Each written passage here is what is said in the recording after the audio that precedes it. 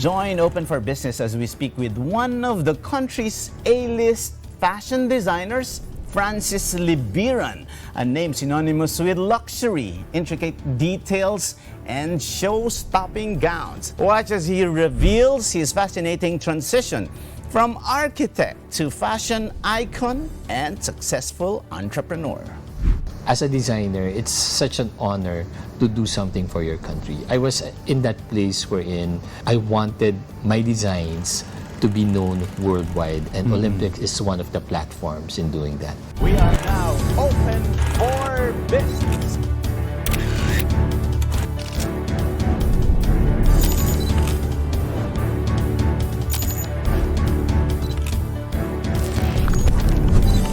It is a signal to the world.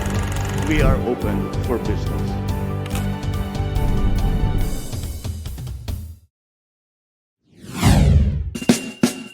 Tonight, we are thrilled to have a true icon of Philippine design grace our show. He is renowned for his intricate details, luxurious fabrics, and show-stopping gowns that have captivated countless celebrities. Tyra Banks, Gwen Stefani, Angela Bassett, beauty queens to name a few, and graced international runways. He also designed the Philippine team's barong for the Paris Olympics. From architect to fashion legend, please join me in welcoming the one and only Mr. Francis Libiran. How are you, Francis? I'm very good, excited for the show.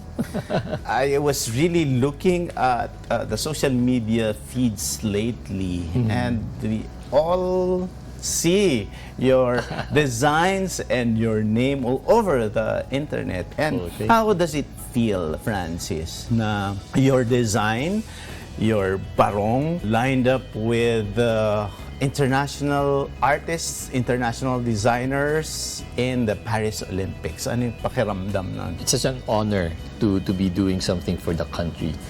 And looking at yung work mo in the international setting, comparing it with other countries, gave me such pride in what I'm doing. Parang nakaka-validate yung hard work na ginawa ko. I've been in the business for 25 years, and doing something for the Olympics is one of my goals. And ito nangyari to. So talagang nakakatuwa at nakakataba ng puso. Pero what's the process, Francis, do you submit to the the Philippine Olympic Committee? Would they ask several designers to submit to them first? How was your journey in The journey was the Philippine Olympic Committee messaged me and asked me, Francis, can you submit a design for our athletes for the parade uniforms? So syempre ako, I was so excited when I got that call. I remember it's a Saturday, and then sa sobrang excitement ko, nakagawa ako ng 5 sketches, and I submitted it that afternoon.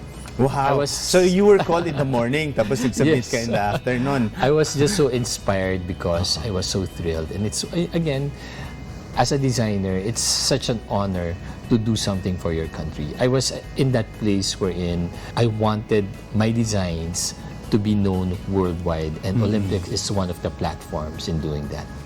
If you are inspired and if you are so thrilled, you were able to create designs immediately. Is that the regular process? Like, I know that, artist designers like you, di ba?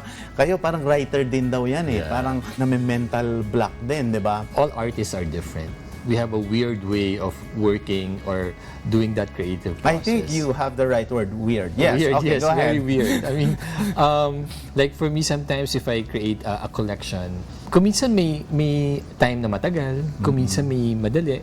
So if it's matagal, I need to go somewhere. Like I would go to Boracay for 3 days alone, and I would pick the very quiet hotel because I need that clean slate while I'm working. So it's always about that process of entering that room. My mind is very clear. My mind is focused. So the moment I go inside, I put my paper and pen on the table, and that's where I smell my paper, I smell the sharpened pencil, and that's a go signal already that I need to work. So that for me is my creative process when doing things. The parade uniform for Paris is different. So Yeah. what was running through your mind then? I know what inspired you. I guess I like to do it so much that it's in my head for the longest time. Yung hindi pa ako ina-approach o tinatawagan, I have a design in my head already. I see. You know, it's really in that vision and place wherein you want things to happen, and miski hindi pa siya nangyayari, you're playing in your mind that what if I create something for the Philippine team? So, andyan na siya sa utak ko from a very long time. Eh. That's why it was easy for me when they called me up that morning and I was able to sketch five options for them. Wow, that's fascinating. But you said it was one of your dreams. So, siyempre, the Olympics happen every 4 years? Every 4 correct? years, yes. So, yun, in the past, you didn't reach out? We did the SEA Games Barong Okay. when it was held here in the Philippines. Yes. That was the first. Eh, syempre, SEA Games yan. What's next sa SEA Games is the Olympics already. Eh. So, it came to that place we're in, para bang next is Olympics. That's the goal. Oo. So, parang may ano na yun, may, parang may roadmap. Yes. Oo, Kasi yeah. na-enjoy ko yung SEA Games Barong. It was such an iconic piece. And I remember putting the colors of the flag on the collar of the barong. And then I made sure that the athletes can wear it again after the parade. So it's a detachable collar and it becomes a regular Barong Tagalog. Kaya ang dami kong nakakasalubong ng mga athletes na ginawan ko na sinabi lang, Francis, ginamit ko sa kasal namin yung barong mo. Okay. You know, the Philippines is archipelagic and di ba parang we represent a rich history and Yeah. heritage. So ngayon, siyempre pagkagawa ka ng uniform, we're composed of how many islands? 7,000 plus, 7,500, 7,600 Yes. plus. Pero for a common maybe person, what will be a good representation of that? You designed something that is very unique in the sense that it represents the whole country, the Philippines as a nation. Ano yung mga elements nun? I got inspiration also from the directives of the Olympic Committee when they asked me, Francis, the parade is not going to happen inside the Colosseum. It'll be on the River Seine in Paris. Wow. So, ang ano sa akin dun, ang challenge sa akin dun is, how can you make an iconic uniforms for the athletes from afar? Kasi syempre malayo yung vision na yan. Yes. Di ba? So, ang sabi rin sa akin, can you put the colors of our flag? So that's another challenge. I remember one barong I submitted was, there's our Águila, The eagle, yeah. the eagle. Para bang the pattern of the side view of the eagle with, at the end, the colors of the flag. So those things I put into consideration because I really wanted the world to see what the Philippines has. You know, the colors. Our Barong Tagalog is very Filipino. That's the reason why I opted for a Barong Tagalog to use for our athletes. And it's genderless also. Yeah. Diba? Women can wear it, men can wear it. So, ginawa kong iisa na lang yung peg na yan. So that when they come out, it's very powerful. Pag nakikita sila from afar, the colors of our flags is very, para bang vivid in that sense. Kasi a Barong Tagalog, when you wear it, parang it's an ordinary white shirt Yeah. from afar. Yeah. You cannot make small patterns out from it because it's not going to be seen. That's why I made that, it's like an armor across their chest. And I made sure to put the blue and the red and a very vibrant pattern of the sun na ginawa ko different rin from the flag. My vision was talagang when they see it, oh, it's from the Philippines. Now, Francis, sabi mo 5. I'm sure you have a personal favorite there, di ba? So parang you discussed one, which is the eagle. Yeah. But yung na-select ng Olympics Committee, yun din yung personal favorite mo or not necessarily? Alam mo, it's so hard when you're a creative person to pick kung ano yung ginawa mo because all of it you created with passion. You know? So, lahat sila paborito mo. Para bang it's so hard to pick just one because you put your heart and soul to it while doing each and every sketch. When you presented that design, like, di ba yung mga artists, designers, minsan ayaw nila napapakialaman. Sa'yo ba, the creative license was there na you do this as it is or no na lang? You know, in our field of designing, you need to be very open with criticism. You need to listen actually to your clients. Sila ang magsusuot eh. Sila ang nakakaalam ng needs nila. You cannot say that this is my design, that's it. You cannot change it, you know. There will come a point wherein masasacrifice yung design mo eh. But if you're a creative person, you know how to go around it. You know how to solve the problems that your clients has. And when it comes to dressing up, as a designer, you're a problem solver of your customers. Always. Lovely answer. Para tayong nasa ano to, Mr. and Miss Universe nito. Okay, but yes, there was modifications. With the Olympics, Barong, they just picked that one. Wala nang modifications. Wow! Kaya nakakatuwa naman. So, right after they submitted me the winning sketch, right away I worked with my team to do the prototype. So, in 1 week's time, I was able to present to the committee the sample of the barong. Anong fabric yung napili mo? Siyempre, ang ating barong Tagalog are always lightweight. It's pinya, husi. So, I made use of the husi material. Reason why husi is it's very durable, our local weave. That's why I wanted to promote our local fabrics actually to the international world. We're in Paris, it's the fashion capital of the world. So what better way to really use Filipino fabrics? Another input, kasi you mentioned that every time you do designs, you have to know who's gonna wear it. Parang sila ba, they presented you the athletes who will be going there, who are the famous ones, who are your favorites. Yun ba present din nila sa'yo? And I know you will say again, na parang, since they all represent the country, they're all your favorites. Pero, siyempre, when you imagine someone who will be wearing the Francis Libiran barong, this has to be my model. So, this is the challenging part. When I was designing for it, wala pa talagang athletes na parabang kung sino magsusuot. Because nandun sila sa point na parabang sino ang magka-qualify. So, as a designer, I need to think of the general athletes that's going to use it. That's why, ginawa kong genderless eh. Hindi ko alam kung ilang babae, ilang lalaki. In mind, I just wanted for them to look very Filipino. I want them to look like they're carrying the flag of the Philippines. That's why I created that armor. It's like they're going to a fight representing the Philippines. You were also exposed in the international stage. The Paris Olympics is big international. It's a global stage. But has this been a dream of fashion designers like you? Diba parang even the food brands, in the Philippines, diba a lot of people would really want to break in the international market. So yun ba talagang part of your plan to do this? Of course, as a fashion designer from the Philippines, I want my name to be known around the world. That was really the goal from the very start. That was always been my dream, to really conquer the world through my talents. And syempre, imagine having that opportunity to be able to showcase your design in a global stage through the Paris Olympics. It's such a big honor. That's why every time I design something na kaakibat or kinikerry namin ang flag ng Pilipinas, I always put my heart and soul to it.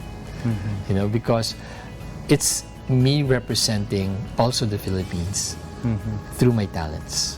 How do you assess that? Yung seeing your work lined up with the international, and some countries use the, very well-known brands, because that's their brand. So how does it feel? And what's your take that objectively, diba, you see your design along with the other designs of international artists? How do we fare? Parang naisip mo ba, Francis, na dapat parang may pang 6 pa ako May pang 6 pa. design.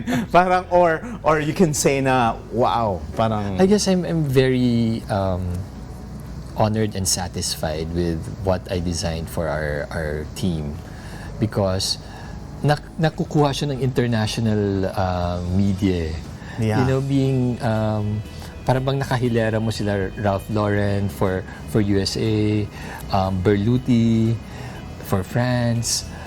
Siyempre nakakatuwa na Philippines, Francis Libiran. So, siyempre parang bang dream ko lang yan one day. Ngayon, it's happening already in front of me through the Paris Olympics.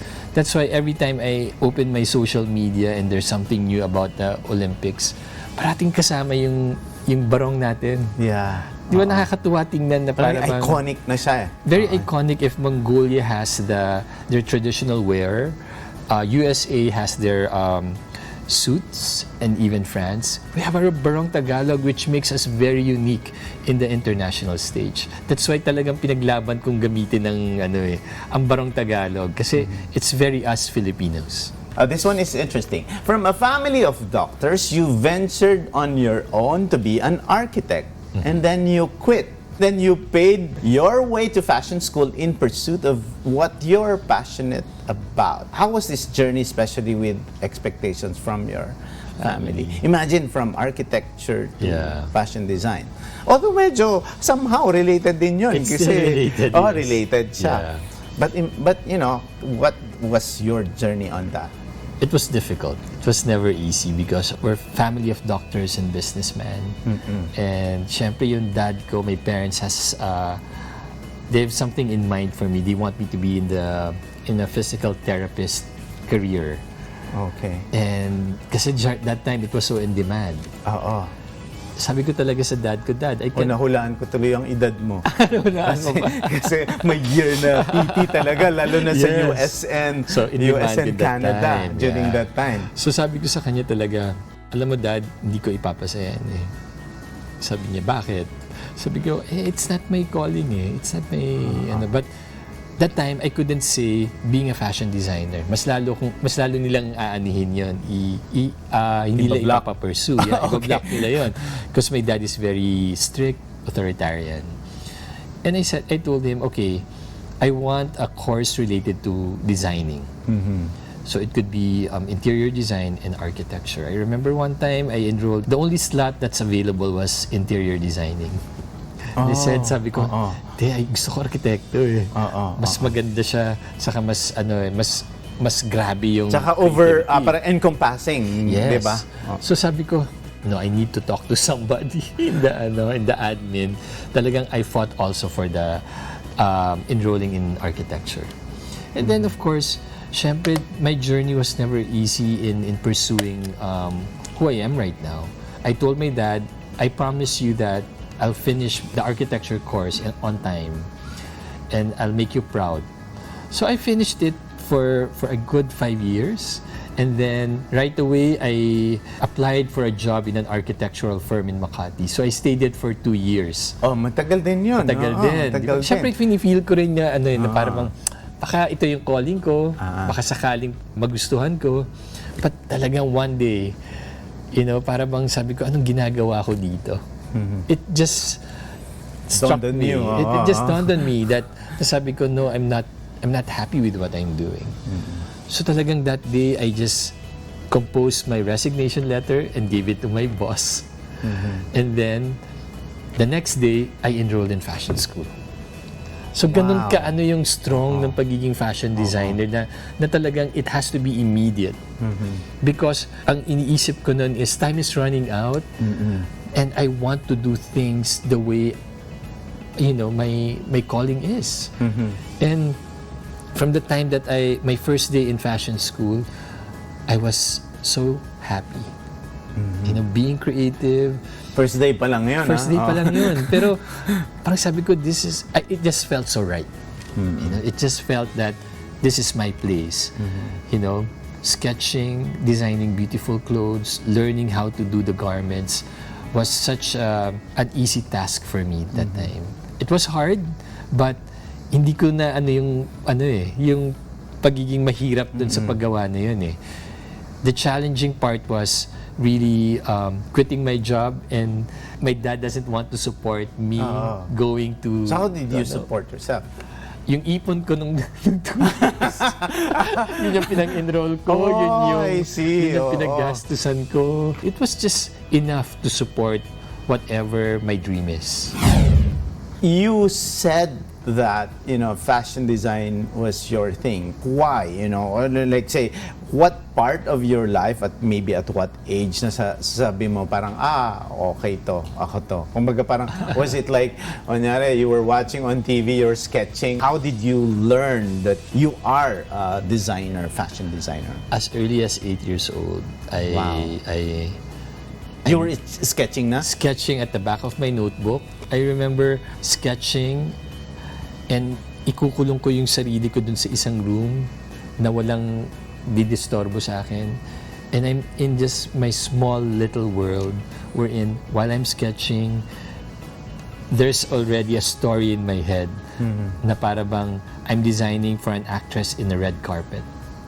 At that age, your thoughts was so pure. You're para bang nandun ka sa moment na yon, na para bang pati yung hulog ng tela, yung flow ng tela, everything was just so vivid in my head that time. And looking back, it started that way. After 25 years, it happened. Wow. Wow. It just happened magically. In between was, hindi ko na maano kung paano nangyari yon, but that 8-year-old boy who just wished for to be a fashion designer.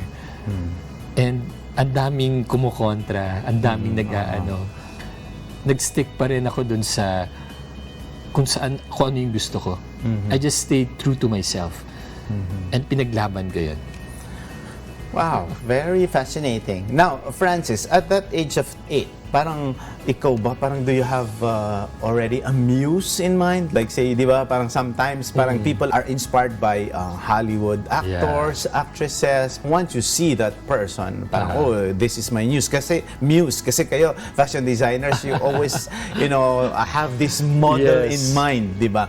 Who was your muse? So during the time, siguro, sila Princess Diana, I was so fascinated with the royalty. Yung pageantry when they were classy, elegant. Classy and elegant. Hollywood actresses in walking down the red carpet. Pageantry is also one. Para bang, as a small boy, niwiwish mo lang. You're just playing with your mind that I'm designing for Princess Diana for this particular event, Michelle Pfeiffer for the premiere night of this one. I'm just being creative. I was not the brightest because hindi ako nakikinig ng lesson ng teachers eh. In my head, there's always something creative coming up, and I would always draw in the classroom.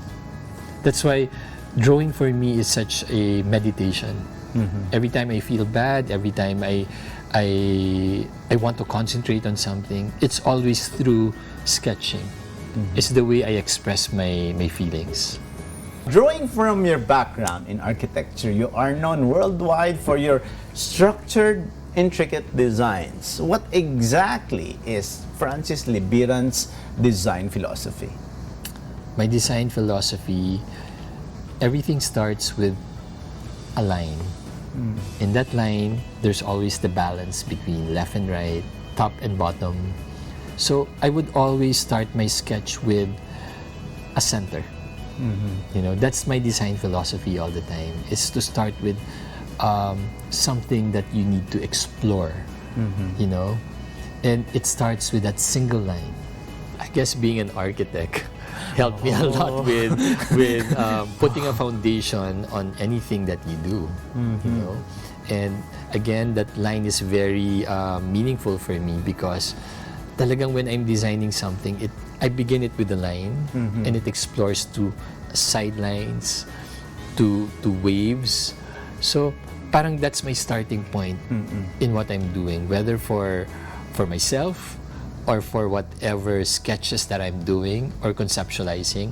It always starts with that process. I think it's an advantage because the discipline of architects are different when it comes to conceptualizing. Architects are problem solvers. If you look at it, same thing that's why I applied that to fashion design as well. We problem solve for our clients. Yun yung pinaka sometimes there's a client na, Francis, I want to look tall. Diba? Siyempre, with play of lines, with the symmetry and everything, there's a way to make her look tall. Kunyari, with the play of lines, I want to look thin. Miski medyo on the heavy side, kahit pa paano malagyan mo lang ng bewang yan, matutuwa na yung kliyente. Okay, lovely. This question is related. How does your philosophy translate to running your fashion business empire? Walk us through the thought process in designing and handling your bespoke business from sketch to atelier front. My business is composed of different segments. We have the haute couture, we have the ready-made, and we have the uniform department. Uniform department is where we supply uniforms for big hotels and companies. So, before you discuss each of the three departments, which one is the most profitable? alam mo lahat yan, may ibang segments kasi. Like, haute couture kasi, in one sitting down, it's a big deal because it comes with the service. Me being present all the time, me problem solving for them, me suggesting a lot of things. So, it comes with a price. Okay. So, miski konti lang siya, malaki ang high profit margin. So, maybe there's a few of them, but the profit margin is really high. But it's not regular. Or it is as well. Kasi diba, there's a lot of balls, ganyan, and all it that. needs to be regular because, like a fashion designer, how can you stay relevant in people going to you? Diba? So, it's like a niche market we're in. Saan ka ba magaling as a fashion designer? Magaling ka ba sa bridal? Magaling ka ba sa individual gowns? Magaling ka ba sa suits or sa barong? So, you need to find that niche. For us kasi, the brand caters to both men and women. So, we get both. So, for example, for a wedding, we do for the bride, also for the groom. For the retail part naman, it comes with designing already for the people, but it comes with an affordable price point. Okay. So that's where the parang it's like a sub-brand, so that we are very accessible to a lot of our clients. Pero sa retail, do you have a brick and mortar store? Yes, we do have one in Shangri-La Mall. Okay. So that space caters to retail for wedding gowns. Okay. So yung mga hindi nila afford yung haute couture goes to that store. Okay. And that's just one for now. I'm sure you will eventually expand that. But what we do is, me and my business partner, RC Baltazar, nowadays you don't need to have a store. Yes. So ang ginagawa namin, nakikipag-partner kami sa mga big hotels na kinikater din namin. And we do our own trunk shows. Wow. So it's for a limited time so that they could access us. That's kuminsan pa nga provincial ang ginagawa namin. I see. And for the third segment, ayan, malalaman na natin saan pinaka. Third naman, it has a particular price point, but it's more volume. Maramihan talaga siya. So, say, what's the biggest number of uniforms that you've number of employees is 5,000. Wow. So that 5,000 is times 3 because one person needs 3 uniforms for their work. So, bigger quantity but at a lesser price. Well, we have a computation already for the uniforms. Pag masyadong mataas naman ang uniforms, mahirap. We understand how it works. So, we try to make it affordable and options are given to our clients when it comes to that. It all boils down to their budget kasi at one point then. Pero meron ka din bang, like say, minimum quantity pag ganon? Like say, for example, I can only accept orders if the minimum quantity is this. What's your minimum quantity? One way to really lower down the price is getting a roll or a big bulk of fabric. So, if hindi na, kung konti lang yung order nila, we cannot give them that big discount because we're only getting a small part of the fabric. It's not wholesale. It's like retail already when we get it. That's why inaano namin na parang we always have a minimum of, let's say, 100 people. Okay. Yun yung parang yun yung parang price point namin. Because lower than that, prices will go up naman. Okay. So going back to the question, which of the 3 business models is the most profitable? You know what? All the aspects of what we're doing is profitable. It's good to have a good team behind the brand. You know, I have a business partner who's very good with accounting. His name is RC Baltazar. May ano siya, may focus siya, and when it comes to arranging things, may know-how siya. So, in what we're doing, talagang it's nice to have that partnership. I'm the creative and he's more of the business side. That's why every time we talk, sasabihin niya sa akin, "Oh, Francis, yung collection mo masyadong mahal. Babaan mo yan. You're a creative person, you know how to do that." So doon kami nagtatalo parate. And it's a healthy argument between an artist and your business partner who's into numbers. Haute couture is known for pushing boundaries regarding design and getting those appreciated. How do you balance staying true to your design aesthetic and innovating for a fresh take, especially involving trends? I guess you need to be aware of what's happening around you all the time. You know, with social media right now, it's very accessible. Our lives is run by social media, if you think about it. But take that to your advantage. Like for me, I would always open my phone and do my research on what's the latest trends, what's out there, what's happening in Paris, New York, or in Milan, because it's ever evolving and changing. Not right now, everything is in a fast pace, wherein you need to be aware, you need to be on the loop all the time, or else pag-iiwanan ka. Diba? So, you need to be very resilient when it comes to accepting those information. You need to have that awareness that this is happening already. You know, and you need to adapt to it. You are celebrating a milestone of 25 years, which is a feat in itself. How have your designs and business evolved? Yun bang nakita mo ba yung buhay pa ba yung sketches mo when you were 8 years old? What was your transition like? How do you see yourself as a designer evolving into the Francis Libiran now? You know, when I started 25 years ago, it definitely evolved a lot, you know, and part of that one is a lot of learnings along the way. You know, as you mature, you're very sure with what you're doing. And syempre, part of it, you need to innovate your work all the time. I mean, I think that's the key. You need to not settle on what's comfortable, but always challenge yourself to do something that's outside from your comfort zone. You know, para bang, yes, mahirap pero it's fulfilling once you created something and you're proud of it. You know? So, para bang innovation plays a big part of it. You know? Pag malikot ang utak mo, yung ano talaga yan para bang aandar at aandar yan, and you'll produce good quality designs. You know? And it's hard kasi 25 years na So, syempre, there's newer designers. Yeah. They're more fresh. They're more current. They're young. I mean, of course, it's hard to compete with that. But it comes with maturity. Yeah. You know, you accept. Sabi nga nila, age is always an advantage. Diba? Para bang you accept and you're happy for them. You know, if they come to me and ask, "Sir, paano nyo to ginawa? Because I want to be like you. I want to be your path." I would tell them what the path I did.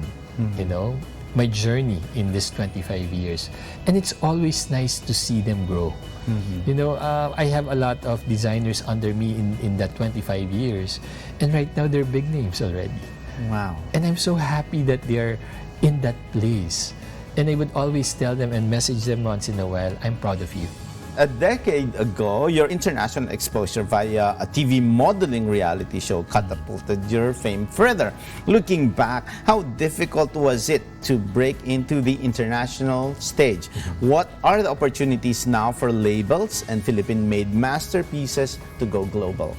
So during that time, social media was not yet that big. It was just starting.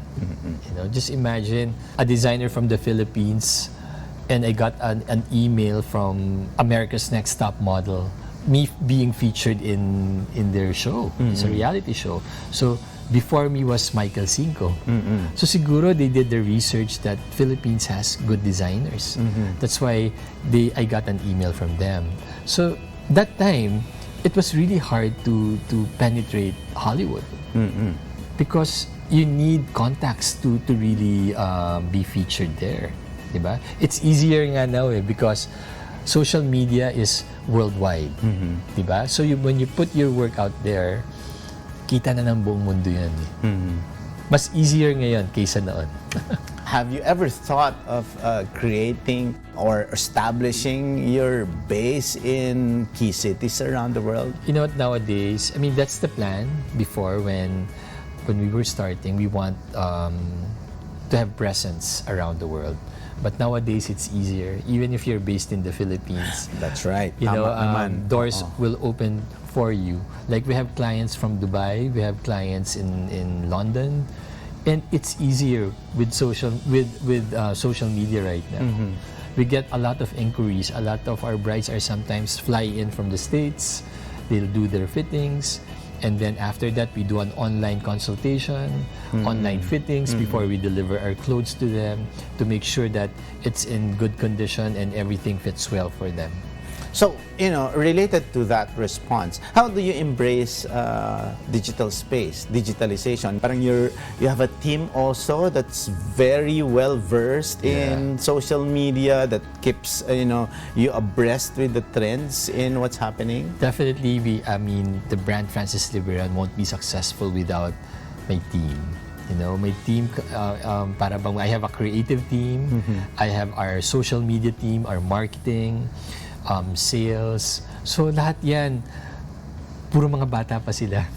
So syempre, pag naaano ako sa technology, ito ang bago, I listen to them. Yeah. I love talking to the younger generations because it gives me an insight on what's happening.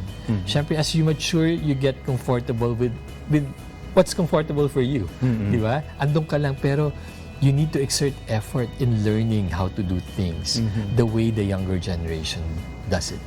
You know, you need to be para bang aware kung ano yung ginagawa nila so that the brand is young also.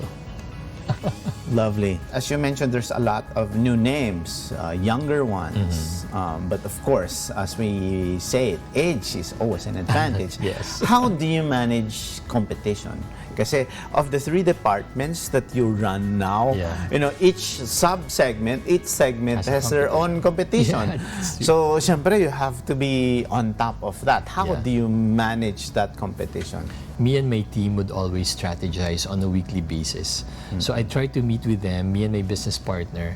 We would have meetings with them on a weekly basis, segmentized on haute couture, retail, and uniform business. So parati namin inaano yung mga challenges of running that particular business because each segment has a different need. No? So para bang we try to problem solve, we try to correct things, and we try to mentor our staff who's running that department so that it's still relevant up to this time.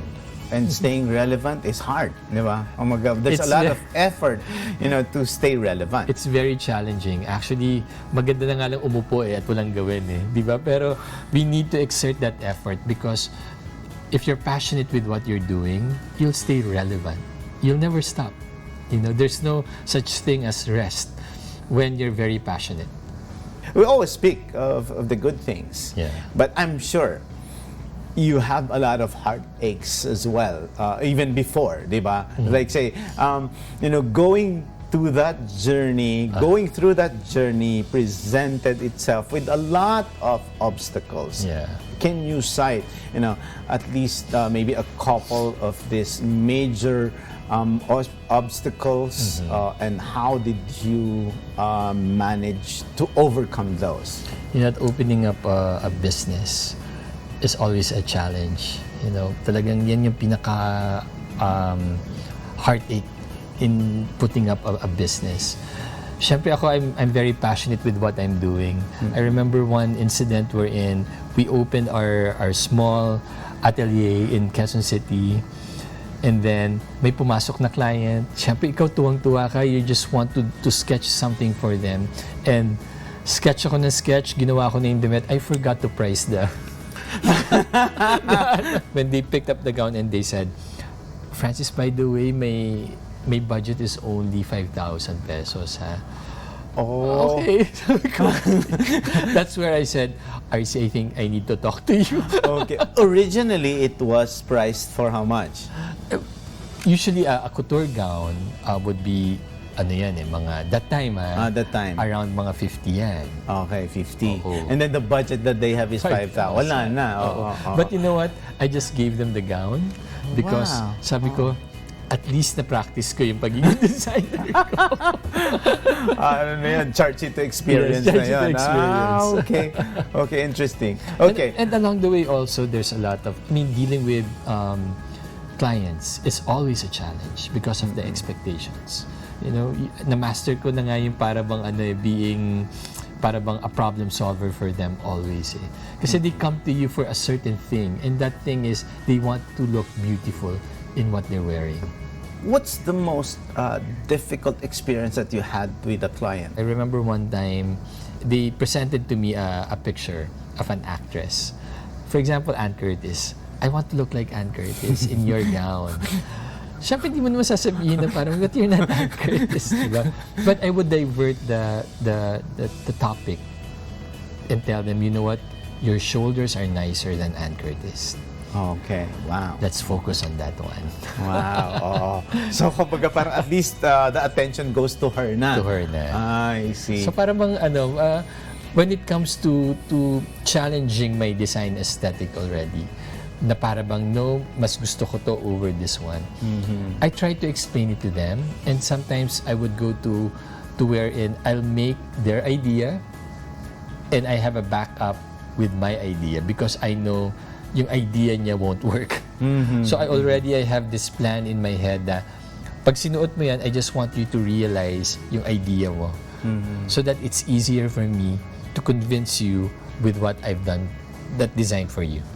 Wow. So, Francis, I think based on my understanding, it's really that communication then, between... Communication and strategy on Yeah. how you face them. I would always tell my sales team, you know what, dealing with clients or talking to them, you need to perform, you know? What is the future and how do you manage to still be in the industry even with the advent of artificial intelligence? We need to accept that AI it's going to be something big in the future. You know, I saw a lot of designs being done by AI. They're good, but of course, iba pa rin if it's you or a person designing for it. There's passion. It's not just one click of the button and it's there in front of you. The design process is such a wonderful experience. Conceptualizing the hard work that you put into makes your creation more meaningful than just a push of a button. What's next with Francis Libiran after the Paris Olympics? What's next for us? We just celebrated our 25th year anniversary last year. So syempre, it's like a marker that you're in the middle already and you're going to a path wherein, of course, we're all getting older. We want our next 25 years to be very sure with what we're doing. Me and RC would always think of ways on how to sustain the business by creating different product lines. So we started with the retail already. We ventured into perfumes. We want to venture into cosmetics, makeup, and scents, accessories, and, Wow. and bags. Because that's the direction. What's your timeline for that? I hope in the next 10 years. Okay. When you look at the trends in fashion now, what do you see? We're at the time we're in, there's no specific look when it comes to fashion. It's segmentized. Some could look vintage, some would love repurposed clothes, some would like baggy pants. Hindi na siya yung certain look like the 50s, wherein everybody looks the same. The 70s, where everybody looks hippie. Now it's segmentized, and you don't really kung ano yung pinaka-trend. And it's a matter of you being yourself and how you express yourself through clothes, which will make you very unique and stand out. Wow, this has been a very interesting, insightful, and fashionable conversation with the Francis Libiran. And thank you, RC, for making this happen. Open for Business. We'll be back. Stay with us.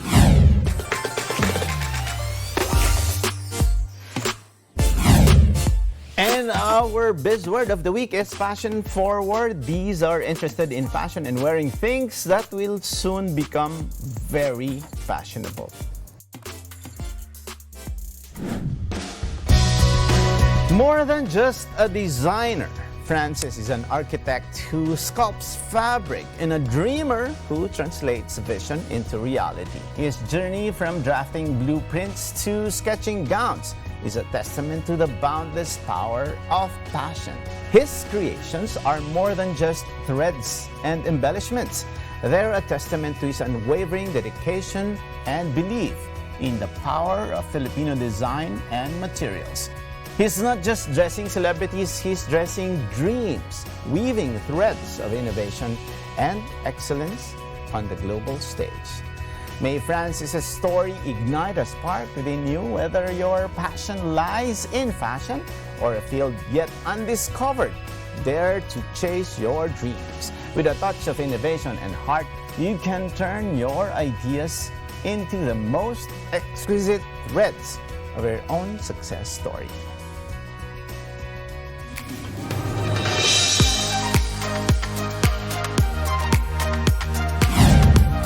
And with that, our quote of the week is from Donatella Versace. She said, "Fashion is about dreaming and making other people dream."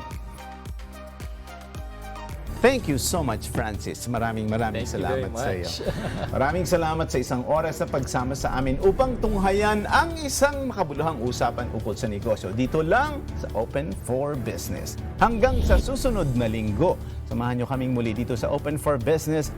Catch us too on Facebook and YouTube. Like and subscribe on our social media page at Net25 TV. We will bring you more insights from industry experts, thought leaders, CEOs, and featured SMEs. Together, let us help encourage business development in the Philippines. Sharpen your business acumen. Feel the pulse and set the trend for as long as you are informed and open for business. Ito po si Cesar Vallejos. Marami pong salamat. And thank you so much, friends.